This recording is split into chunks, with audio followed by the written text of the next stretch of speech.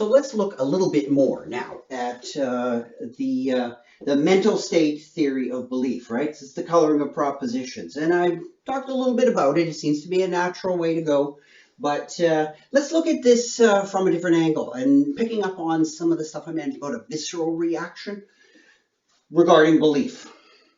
Belief in the activists. Let's say I claim that I believe in human rights, and every time that you ask me about it, I say yes, I believe in them, and I assert it very strongly. But every time you then say, well, okay, there's some kind of rally going on. Why don't you come and get involved, right? So you encourage me to get involved, and I say, oh no, I can't this weekend. And let's say uh, this goes on quite a while. And then after a while, you say, "Well, what are you doing?" And I say, "Well, I just couldn't make it these times." And then you offer again. You say, "Well, there's something else going on Tuesday," and I say, "Oh, I got to cut my lawn." Now, you might after a while start saying things like, "Well, look, you could cut your lawn on a different day, or the other time you told me you were busy watching cartoons, and this sounds a little odd." And after a while, you probably would say to me, if I kept missing these things without good excuses, like, oh, I have to look after, my sick grandma or something like that, or, it's some family day thing or whatever, you might start to question whether or not I truly believe in human rights. You might say, yeah, you've heard of them, and maybe you can state them, but I'm not sure if you really believe them. In other words, your actions don't seem to reflect what I think you believe or what you claim to believe. In other words, what you're really doing once you start to question my beliefs based on this little scenario I told you about, you're really starting to question whether the mental state theory of belief is just a coloring of propositions. Because I might insist, when I look into my own consciousness and I introspect and I think about human rights, oh yeah, I believe in them. I have that mental coloring. You might say, no, you don't have that mental coloring.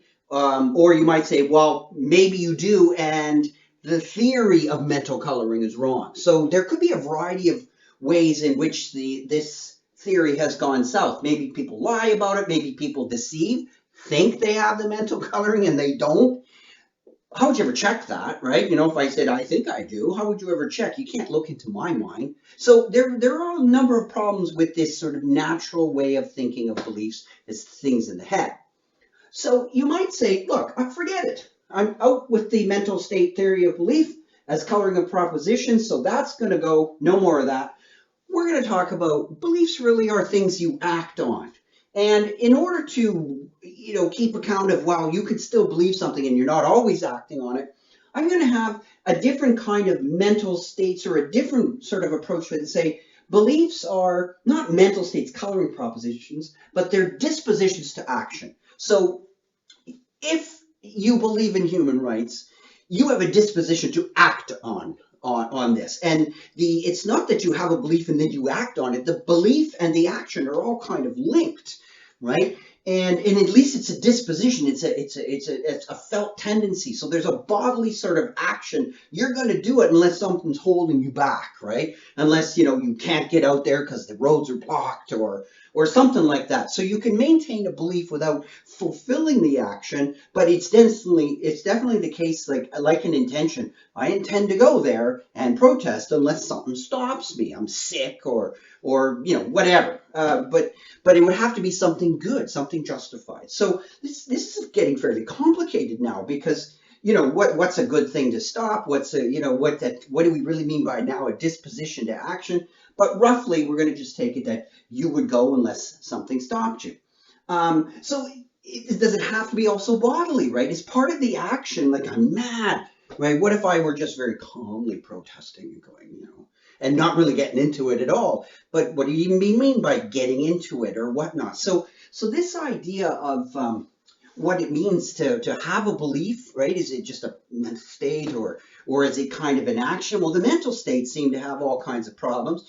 The action one seems to, the mental state has problems, but it correlates nicely with some of the ways we talk about beliefs.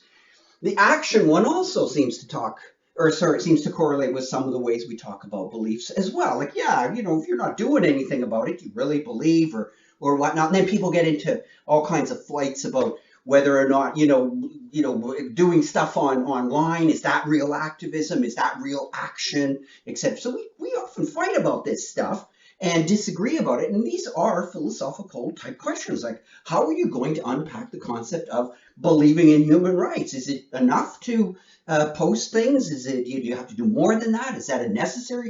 Is that a sufficient condition? So these things are not self-evident. Once again, my point, not self-evident. They are a matter of debate. And of course, this also, if you go to dispositions, and once you go into behavior is notoriously difficult to interpret, as we all know. People lie. People do things that they don't believe. This is like the Santa problem. So in that sense, people act as if when Christmas is coming, Santa's coming. Do they believe it? Well, no, but they do it for the little kids. So this too has problems as well as, so the behavioral model and the mental state model both run into problems.